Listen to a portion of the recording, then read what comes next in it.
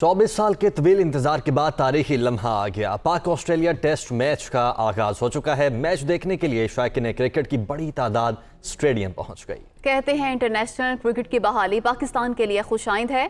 मजीद जानते हैं दुनिया न्यूज के नुमाइंदे मंसूर सती से।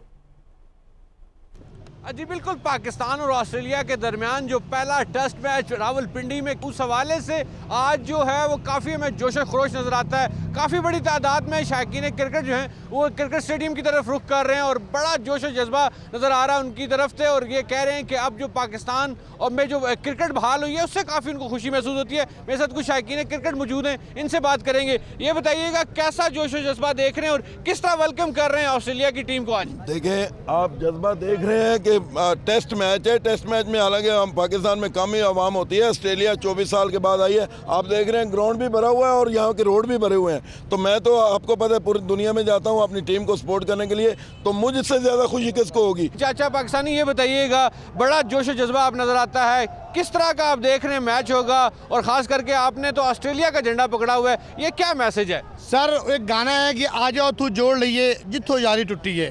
मैं T20 वर्ल्ड कप दुबई देख रहा था, मैंने पता चला कि आस्ट्रेलिया पाकिस्तान आ रहा है। मैं उन्होंने आस्ट्रेलियन पीपल ਦੇ ਨਾਲ ਇਹ ਵਾਅਦਾ ਕੀਤਾ कि तुम पाकिस्तान जाओ, मैं थोड़ा झंडा उठावागा।